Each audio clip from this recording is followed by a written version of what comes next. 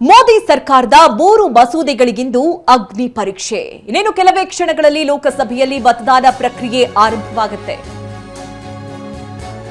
ಸಮಯ ನಿಗದಿಯಾದಂತೆ 4 ಗಂಟೆಗೆ ಆಗಬೇಕಾಗಿತ್ತು. ಆದರೆ ಈಗ ಆ ಪ್ರಕ್ರಿಯೆ ಆರಂಭ ಆಗಿದೆ ಅನ್ನೋದು ಗೊತ್ತಾಗ್ತಾ ಇದೆ. ಮಸೂದೆ ಅಂಗೀಕಾರವಾಗುತ್ತಾ, ಫೇಲ್ ಆಗುತ್ತಾ? ಮಹಿಳೆಯರಿಗೆ 33% ಮೀಸಲಾತಿ ಒದಗಿಸುವ ಮಸೂದೆ ಇದು. ಲೋಕಸಭೆ ಮತ್ತು ವಿಧಾನಸಭೆ ಕ್ಷೇತ್ರಗಳ ಮರುವಿಂಗಡಣೆ ಮಸೂದೆ, ಕೇಂದ್ರಾಡಳಿತ ಪ್ರದೇಶಗಳ ಕಾನೂನು ತಿದ್ದುಪಡಿಯ ಮಸೂದೆ. ಈ 3 ಮಸೂದೆಗಳ ಅಂಗೀಕಾರದ ವಿಶ್ವಾಸದಲ್ಲಿ ಕೇಂದ್ರ ಸರ್ಕಾರ ಇದೆ.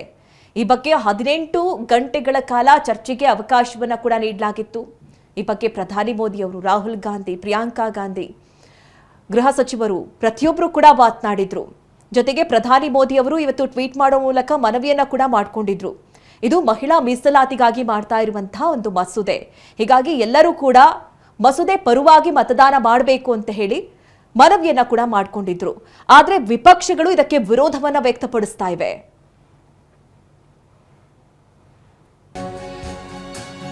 ಕ್ಷೇತ್ರ ಮರುವಿಂಗಡಣೆ ಮಸೂದೆ ವಿರುದ್ಧವಾಗಿ ವಿಪಕ್ಷಗಳು ಒಗ್ಗಟ್ಟಾಗಿವೆ.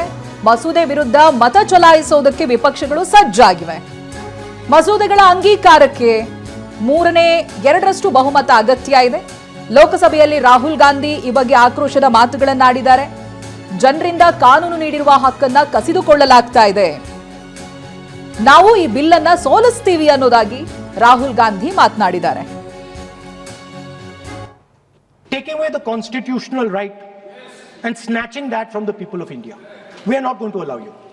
You will see we will defeat this bill right here. In the next, half an hour, 45 minutes. Taking away the constitutional right and snatching that from the people of India.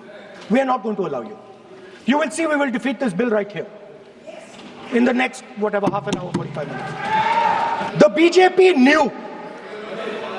They knew very clearly that this bill actually cannot be passed. They knew it. They are not stupid. They knew every opposition person would oppose it. This bill cannot be passed. ಇನ್ನು ಟ್ವಿಟರ್ನಲ್ಲಿ ಸಂಸದರಿಗೆ ಪ್ರಧಾನಿ ಮೋದಿ ಕರೆ ಮಾಡಿದ್ದಾರೆ. ಅಂದ್ರೆ ಕರೆಯನ್ನ ಕೊಟ್ಟಿರೋದು, ನಾನು ಎಲ್ಲಾ ಸಂಸದರಲ್ಲಿ ಮನವಿ ಮಾಡ್ತೀನಿ, ಸಂಸದರೇ ನಿಮ್ಮ ಮನಸ್ಸಿನ ಮಾತನ್ನ ಕೇಳಿ, ನಿಮ್ಮ ಕುಟುಂಬದಲ್ಲಿರೋ ಮಹಿಳೆಯರನ್ನ ನೆನಪಿಸ್ಕೊಳ್ಳಿ. ಮಹಿಳೆಯರಿಗೆ ಮೀಸಲಾತಿ ನೀಡುವ ಈ ಕಾನೂನು ನಮ್ಮ ದೇಶದ ಮಹಿಳೆಯರಿಗೆ ನ್ಯಾಯ ಒದಗಿಸುವ ಅವಕಾಶ. ಇದು ನಮ್ಮ ನಾರಿ ಶಕ್ತಿಯನ್ನ ಹೊಸ ಅವಕಾಶಗಳಿಂದ ವಂಚಿಸಬೇಡಿ. ನಾವೆಲ್ಲ ತಿದ್ದುಪಡಿಯನ್ನ ಏಕಮತದಿಂದ ಅಂಗೀಕರಿಸಿದ್ರೆ ಅದು ನಮ್ಮ ದೇಶದ ಮಹಿಳೆಯರನ್ನ ಇನ್ನಷ್ಟು ಶಕ್ತಿಯುತಗೊಳಿಸುತ್ತೆ, ನಮ್ಮ ಪ್ರಜಾಪ್ರಭುತ್ವವನ್ನ ಬಲಪಡಿಸುತ್ತೆ. ಇಂದು ನಾವೆಲ್ಲರೂ ಒಂದಾಗಿ ಇತಿಹಾಸ ನಿರ್ಮಿಸೋಣ ಅನ್ನೋದಾಗಿ ಸುದೀರ್ಘವಾಗಿ ಮಾಡಿರುವ ಟ್ವೀಟ್ ಅನ್ನ ಗಮನಿಸ್ತಾ ಇದ್ದೀರಿ. ಭಾರತದ ಜನಸಂಖ್ಯೆಯ ಅರ್ಧ ಭಾಗವಾಗಿರುವ ಮಹಿಳೆಯರು ತಮ್ಮ ಹಕ್ಕಿನ ಪಾಲನ್ನ ಪಡೆಯುವಂತೆ ಖಚಿತಪಡಿಸೋಣ ಅಂತ. ನಿನ್ನೆ ದಿನ ಕೂಡ ಲೋಕಸಭೆಯಲ್ಲಿ ಪ್ರಧಾನಿ ಮೋದಿ ಮಾತನಾಡಬೇಕಾದ್ರೆ ಇದಕ್ಕೆ ಗ್ಯಾರಂಟಿ ಅಂತ ಹೇಳಬೇಕು ಅಂತ ಹೇಳಿದ್ರೆ ಗ್ಯಾರಂಟಿ ಅಂತ ಹೇಳ್ತೀನಿ, ಅಥವಾ ತಮಿಳ್ನಲ್ಲಿ ಬೇರೆ ಏನಾದರೂ ಪದ ಇದ್ರೆ ಹೇಳಿ, ನಾನು ಅದನ್ನ ಬಳಸ್ತೀನಿ, ಬಟ್ ಒಮ್ಮತವನ್ನ ಸೂಚಿಸಿ ಅನ್ನೋದಾಗಿ ಮನವಿ ಮಾಡ್ಕೊಂಡಿದ್ರು. ಜೊತೆಗೆ ಕ್ರೆಡಿಟ್ ಅನ್ನ ನಿಮಗೂ ಸೇರಿ, ಎಲ್ರಿಗೂ ಸೇರಿ ಹೋಗುತ್ತೆ ಒಮ್ಮತ ಸಿಕ್ರೆ ಅನ್ನೋದಾಗಿ ಹೇಳಿದ್ರು.